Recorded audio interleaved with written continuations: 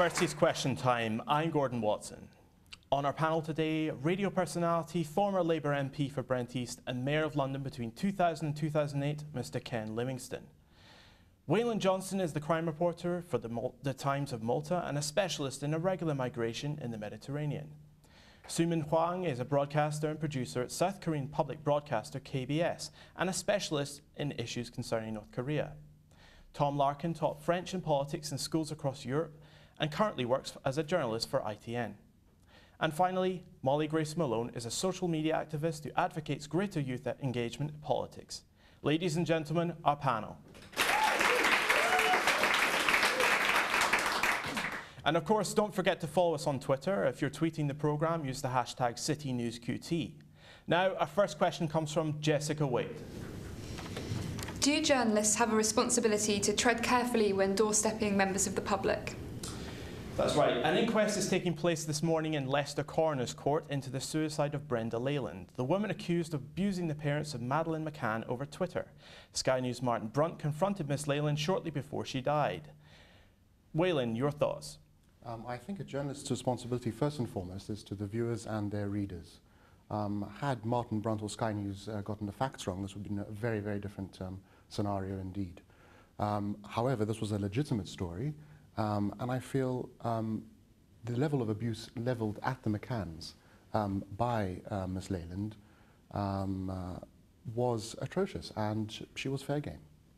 Ken, what are your thoughts? Do you think that journalists and broadcasters should tread carefully?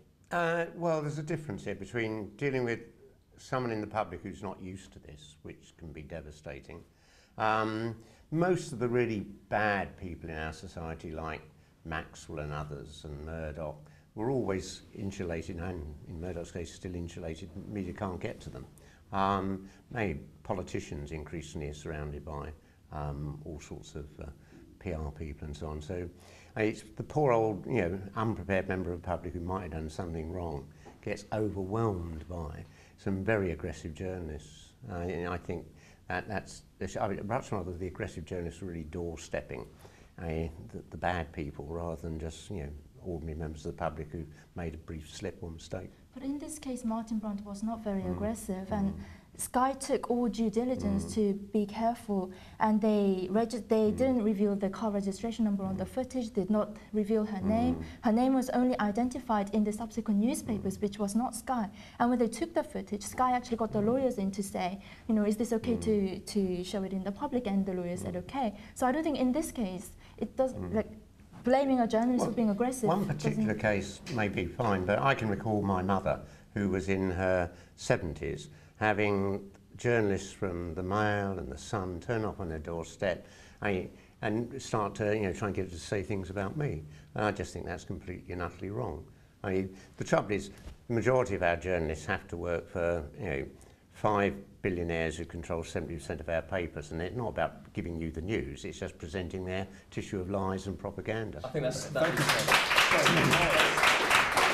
Yeah, I wouldn't completely disagree, but I do think that she took to a public platform to express her views, and it wasn't just one view, it was 4,000 tweets, which she consistently took to Twitter to do. And I think if someone does that, then they should be confronted publicly as well. I don't think there was really any real reason why Sky shouldn't have approached her. As Ken said, Brenda Leyland is not a public figure. She's a sad conspiracy theorist she made herself a fewer than public 200 figure. followers. She didn't make herself a public figure. She hid behind anonymity on social media, and you can admit that that is wrong. And the tweets that she sent to the McCann family were quite despicable. But she was not a public figure, and I don't think doorstepping her is in the public interest. Even when it's now a criminal offence to do what she did. Exactly, it's a criminal offence, and it's not something that should be tried by the media. As a journalist, I can completely understand the temptation to doorstep people. You feel like you're on Rogue Traders, it's great. You get a great reaction, and it's good telly. But Brenda Leyland was someone who quite clearly, you can look at those tweets, it's someone who's not got the best mental stability. And I think you have to weigh up every single time you doorstep somebody, the journalistic merit versus the risk. And I think in this case, there was too much risk and not enough journalistic merit. Ken, what's your reaction to that? Clearly, there's an awful lot of sad people doing some awfully dreadful tweets and all that. Why, particularly, our candidate up in Bradford, the Labour Party candidate in Bradford's had all sorts of unpleasant tweets about her. It's impossible to track them all down unless you're going to break laws about confidentiality and things like that. So a lot of unpleasant stuff goes on. I'd large. How is it a news story? You know, I mean, we just had an appalling budget. I mean, I'd much rather they'd been reporting on the evil of George Osborne than some poor sado. Yeah, we'll come to the budget later, Ken. Thank you. We'll move on to our next question, which comes from Rosie Wright. The Prime Minister has announced they'll only participate in one debate before the election campaign begins. In a democracy where media is crucial to accountability, is it right politicians have the chance to reject televised election debates? Yes, this comes in light of the news that David Cameron announced this week that he will in fact take part in an election debate once the campaign begins. But is this just becoming a game of cat and mouse? Molly? I mean, yeah, it's becoming a bit of a game. We're now, and it's been going on for weeks and weeks and weeks, having a debate about who will take part in the debate, and I can't see it stopping anytime soon, really. But I do think what people are forgetting is the fact that these people, politicians, they rule our country. They're not. Their job is not to give in to the plea of the broadcasters. They're there to concentrate on our campaign, on their campaign. Their priority is their manifesto and their policies, rather than giving in to what the broadcasters demand. I think, you know, David Cameron has now said he'll take part in a debate once his campaign has begun, and I think, you know, so what if we have to wait around for a bit to see what they want to do and when they want to take part? I think it's them who's taking part in the debate, and I think we should wait around for them. They're the important people that the British public need to hear from. Okay. Ken, do you think that David Cameron is avoiding Ed Miliband? Absolutely. I mean, Linton Crosby's broad view is that you don't allow the opposition to have a platform. And we all know if there was a head-to-head between Miliband and Cameron, it would most likely get about 20 million viewers, and Miliband has the chance to suddenly, overcome all the negative publicity about him. Cameron is so well known already, all that can happen to him is something goes wrong, and so they will stop doing it. I mean, at the last election, Question Time was due to have a debate between Boris, me and the Lib Dem and the Green for a week before polling day. Crosby put massive pressure on the BBC to cancel that because they thought Boris ain't going to do well. He's not on top of the detail. Actually, Ken, do you think the head-to-head election debates that you did have with Boris, and particularly the ones on LBC, do you think that was an example of good open democracy? Oh, absolutely, because you've got a chance to challenge your opponents. I mean, broadly, the Tory campaign is going to be largely about Ed Miliband's completely incompetent, a terrible nerd and shouldn't be allowed anywhere. They do not want to have a chance for the public to see him up against Cameron and make this.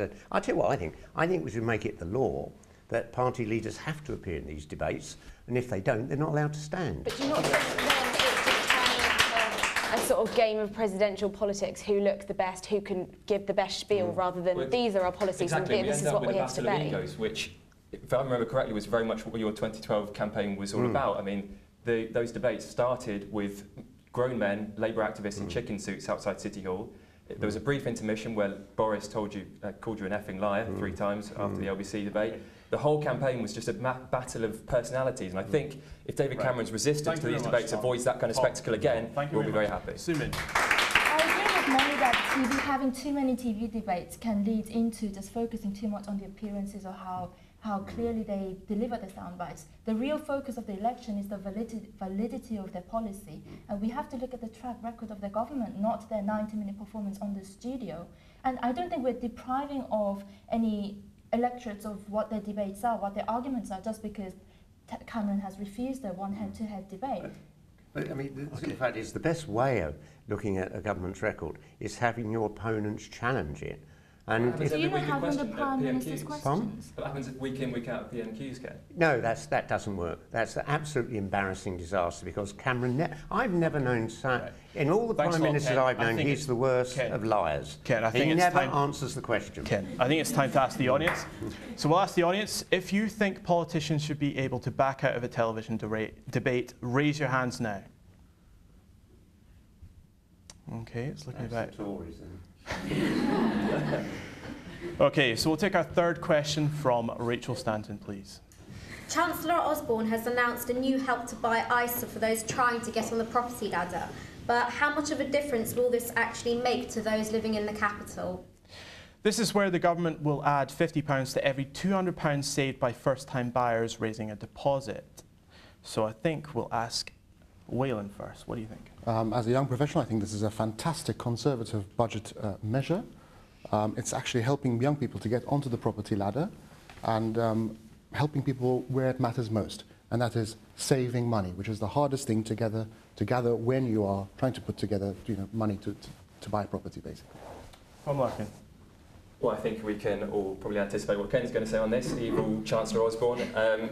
This isn't going to solve the problem of houses in London being expensive. The cost of an average house in London under Boris has gone up massively, and actually when Ken was in City Hall, the price more than doubled. The Chancellor does not think this is going to be a solution to that. There are measures in the budget to start us building more houses. That's going to be the solution to this crisis. However, he can't just ignore the fact that young people are struggling to buy anything near to a house. I mean, I personally can't even imagine getting close to one soon. But this is a step in the right direction. 25% on my deposit is going to be massively helpful. Simon. The average deposit that UK people put down as a first-time buyer outside of London is 25,000, whereas in London, the first-time buyers pay an average of £70,000. And doesn't that make you clear enough that if you're living in London, this scheme is not really fit? This scheme is fit for cheaper housing markets, lower house markets in Midlands and North, and not in London. How do you answer this, Ken? The simple fact is we have a housing crisis because we don't build enough houses. Before Thatcher got in, we built between 250,000 and 350,000 homes a year. And then she stopped building council housing. Shamefully, Blair carried on that policy. And now we have a huge, we most likely need 500,000 homes just in and around London to cope. People that used to live in a decent family home, it's now been turned into 2 flats, 2 or 3 kids sharing a bedroom. Don't waste money pumping it into that sort of saving mechanism, which is only going to help the prices of housing go up. Use it to build homes for rent. A lot of young people, if a lot of people in their 20s don't actually want to commit to a long-term mortgage, they might move to different parts of the country or whatever. You need good, affordable homes to rent. I agree. This scheme is going to cost the government about £835 million in 2010, and that money is enough to build 65,000 affordable housing, and that's going to solve the housing crisis of London. I'm not disputing at all that we need to build more affordable houses, but at the same time we can't just ignore the fact that at the moment houses are out of reach for most young people. This is going to be a step in the right direction. Final word from you, Ken. No, they're out of reach because we've had a shortage of housing, therefore the price has gone up. To bring the house prices down in real terms, start building more homes. Thanks so much, Ken. Coming up after the break, we have Alice Key with a new panel of guests and Ken Livingstone. For now, let's thank our panel, Molly Malone, Su Huyn Huang, Tom Larkin, Waylon Johnston, Ken Livingstone, and of course you, our audience.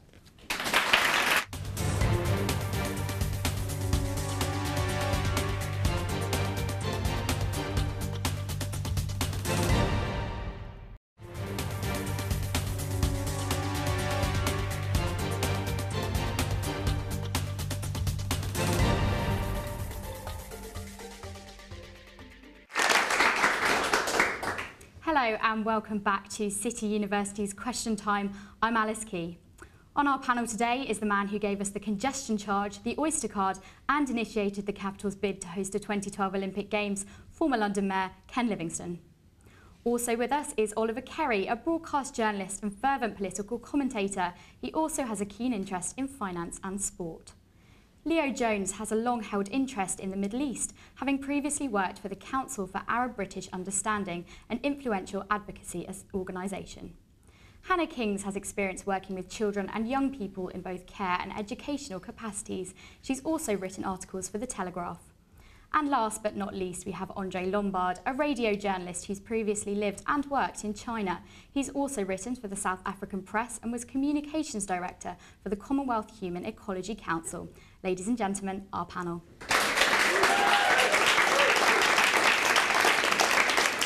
And of course, if you're watching at home and want to join in the conversation on Twitter, we're using the hashtag CityNewsQT. Now for our first question from the audience, Jonathan Law. Ed Miliband again criticised George Osborne after his budget speech for failing to raise the national minimum wage to £7 as he previously promised. Do you think that the national minimum wage has moved from an economic policy to becoming a tool used for political gain? This is the news that the national minimum wage will be increased by 20p an hour to £6.70 from October, the government has announced. But has the national minimum wage become a tool for political gain? Ken? Well, because the national minimum wage isn't adequate in London. When I was mayor, we introduced the living wage, £2 an hour more. And I think the most important thing to remember, if you want the economy to grow strongly, people need money in their pockets to buy things in local goods and good shops and all of that. And therefore, increasing the wages of the poorest, they're not going to invest it in some offshore dodgy bank account. They're going to spend it locally to help create jobs. So yeah, put the minimum wage up. Yeah, but I mean, I think it's been used primarily for political gain. The Low Pay Commission, in terms of apprenticeship wages, the Low Pay Commission advised that the wages should be, which should rise 2.6% to £2.80. The government has now raised it to £3.30. That's a 20% rise. I'm going to stop you there because I think you've just hit the nail on the head, but I don't think you've realised it. Because you said £2.60 an hour, they've raised it by 20%. £2.60 an hour is not an acceptable wage in 2015 London for anyone to be earning, whether they're apprentices or not. And I think, yes, it has become a politicised issue, but that's because of the Conservative Party. Let's not forget, they lied. They said it was going to be £7 an hour by this budget. Well, it's not. I just want to say that Ed Miliband...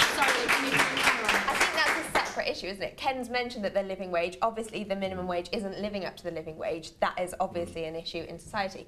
But yes, the government initially obviously made promises they couldn't keep by promising to raise the minimum wage to £7. But at least now the Low Pay Commission have released these guidelines. They have based it on trying to balance a fair pay for workers with what's affordable for employers to actually sustain as many jobs as we have now. So at least they've taken that advice. You wanted to come back on this? Yeah, well, I was just saying, you said it was a purely Conservative problem. Ed Miliband in September last year promised that he'd raise it to £8, and now he's claiming that, you know, he's going at George Osborne saying he's not raised it enough. He's using it to gain voters. Conservatives are using it to gain voters. I think both parties need to look at themselves and stop using it for political gain. Well, I think, as Ken said, he introduced the living wage, and I think it's fairly conclusive that it's something that works. I mean, absenteeism falls 25%. PwC said the turnover in their business fell from 4% to 1%. So who are the people that are saying we shouldn't raise the wage? They're businesses, and they're lobbying the government because if they increase wage, their margins fall, which makes their profits fall, and at the end of the day, they care more about profits than they do about people. Thanks, Leo. Could we now have the second question, please, from Ollie Sly? Yet another historical child abuse case is featured prominently in the news this week. Do the panel think the authorities are handling these cases effectively? This refers to allegations that police in the 1980s covered up evidence suggesting that MP Cyril Smith and other prominent public figures were involved in a paedophile ring. Hannah, you've got experience working with children in care. What are your views on this? I think what we need here is one cohesive inquiry that actually digs down into actively searching for the cover-ups that have happened. At the moment, we seem to be waiting for whistleblowers to gradually come to the fore, and we've got all these disparate inquiries that are going on. There's little communication between them, so we can't understand the extent of the problem and the extent of individuals' involvement. The officers in the 80s trial into Cyril Smith were threatened with action under the Official Secrets Act if they spoke out about evidence. Today, the Home Affairs Select Committee have come out asking for anonymity for suspects of sexual abuse. Well, it seems that the upper echelons of these authorities have already got that because the public aren't even being told about the crimes that have been committed. Well, my maiden speech in Parliament, I raised the Kincora Boys' Home scandal where, I mean, eventually the social workers who were abusing the boys there went to prison. But all the great and the good, the judges in Northern Ireland, the members of the Northern Ireland Parliament, they were never revealed, never exposed. However much I tried to raise it, just the Tory government then under Thatcher just stonewalled and stonewalled. Now, there is going to be an inquiry into it. And there was another one. I was given details about a senior civil servant in Whitehall who's a paedophile. I named him Prime Minister's questions to Thatcher. The Tory party shouted me down. Within a month, he'd been forced to retire. But he wasn't prosecuted, wasn't referred to the police. And I think there's an elite in Britain that have been using their power to cover up their systematic abuse of children, and I want them all going to prison for the rest of their lives. Need a complete overhaul. Well, I mean, I agree with Ken there. The problem is so endemic that there's been 114 documents that pertain to child abuse in the 1980s cabinets. Now, they have either been lost or destroyed between 1979 and 1998. That's absolutely disgraceful. Now, the cover-up is still going on now. The government, when the NSPCC chairman, who filed a report recently, when he tried to find documents that are rumoured to be in the Cabinet Office that are now, which are locked, he tried to ask the government departments if he could see these documents. The government departments actually told him that they didn't know about these documents when they actually do have them. And thank you very much. Leo, your response to that? Well, I mean, I think it's been a pretty shambolic start to the inquiry from Theresa May, but there's little secret that she'd like to one day perhaps be leader of the Tory party, and I think that for her to do that, it's best to get this horrible monkey off her back, and I think the only way she can do that is a full and efficient inquiry. So I'm sure. Thank you very much. Just sorry, Hannah, I'm going to have to stop you there. We're going to throw back to the audience. Ollie, you asked the question. How do you feel the police are dealing with these investigations? Yeah, no, I don't think they're handling them to the best of what they can do. I agree with Ollie. I don't know where these documents have gone. We need to know that. I'm sure I want to know that. I'm sure many people in this audience want to know that as well. Thank you very much to our panel there. Let's move on to our next question, which comes from Hazel Morgan. With Benjamin Netanyahu re-elected as Israeli president, is hope for a Palestinian state dead? This week, the right-wing Likud party won a surprise victory in Israel's election, despite Mr. Netanyahu vowing not to allow the creation of a Palestinian state. Leo, as someone who has a long-held interest in the politics of the Middle East, where does this leave peace talks? Well, it's funny, Hazel, isn't it? I mean, because one day he's saying that there should be no Palestinian state, then he wins the election and he says there should be. So, I mean, what should we believe? Well, I mean, what we should believe is that Netanyahu won a pretty resounding 30 seats on the basis of some pretty contemptible electioneering, saying things like the Arabs are being bussed in to vote. So that's one thing that we should believe. The next thing we should believe is he's more likely to form a further right coalition with someone like the Jewish Home Party, who've made it their manifesto pledge to make Israel stretch from the Mediterranean Sea to the Jordan River. So I think anybody who really cares about the Palestinian cause should be deeply worried about the election results. Well, I've been unhappy about the idea of a Palestinian and a Jewish state. We would all have been appalled if in South Africa they'd said the way out of this is a white state and a black state, side by side. The shocking thing, I think, there's only 6 schools in Israel where there are Jewish and Arab children learning together. And I'd rather have, I would rather have one, sort of greater Israel stroke Palestine, an Arab and Jew living side by side, because I think that is the real solution at the end of the day. You've got 2 communities, deeply religious, both with a long Middle East tradition behind them. There's so much they could find in common if there weren't such divisive horrors like Netanyahu around. Can there be peace with Netanyahu elected? Well, I agree with Leo's sentiments, but if we get back to Hazel's question, it was, can there be a 2-state solution? And I disagree with Leo. I think there can be a 2-state solution, but I don't think it's going to come from inside Israel. I mean, they comprehensively rejected that at this election. But I'm going to draw the same comparisons as Ken. I mean, Israel, to me, is an apartheid-style state. I mean, even the former South African president, Jacob Fourie, he called it an apartheid state, and he should know. He presided over one for 10 years. But my point is, I think international-style sanctions, like the ones applied on South Africa, need to be applied to Israel in the same way. I mean, we are getting public support in the international community for Palestine. I mean, amongst US Democrats, support for Israel has dropped from 74% last year, a record high, to 60% in 1 year. In Sweden, they voted for a Palestinian state. Only 27%. The Democrats don't control either of the houses, and let's be honest, nobody's ever cared about Swedish foreign policy before. Why should they start now? Well, I think it's... And there was a UK resolution, but it's not binding. So, I mean, they can only move if Israel moves, It's and Israel symbolic won't of a move. sea change in public opinion. I mean, 10 years ago, to get a US president to call an Israeli prime minister saying he's having divisive rhetoric was unthinkable. So this is a complete change, and I think we should welcome it. And I think, personally, while it's not going to happen tomorrow, I think there is hope for a Palestinian state in the future. And any final words on this? I'm not optimistic about the future, but I do think, look back at what caused South Africa to collapse and move on, was really good sanctions. Eventually, America got behind those sanctions after the end of the Cold War, and immediately it didn't work. And I think it's up to people. It's not going to come from inside Israel. It's people outside have got to say, you either start looking for a solution or we'll boycott all your goods and all your trade. Thank you very much. And now for our final question from Oscar Pearson, please. The new pound coin designed by 15-year-old David Pearce was unveiled this week. But if you could design a coin, what would feature on it? Okay, so firstly we're going to go to Hannah. What would you put on the pound coin? Well, there's been a lot of criticism lately about the government being London-centric, so I would put iconic landmarks from regions around the UK. Andre, can I ask what would you put on the coin? Well, I'm less concerned what's on the tails and what's on the heads, because as a Republican, I'd quite like to get rid of the Queen off it. I would put a solar eclipse because I missed it this morning and it would be nice to see it. And Ken, your view? I think, perhaps one of the greatest unifying individuals in Britain today should be on that coin, Jeremy Clarkson. Controversial views there. Thank you to everyone on the panel, our studio audience, and of course our guest Ken Livingstone for contributing to such a lively debate. Thank you for watching and goodbye.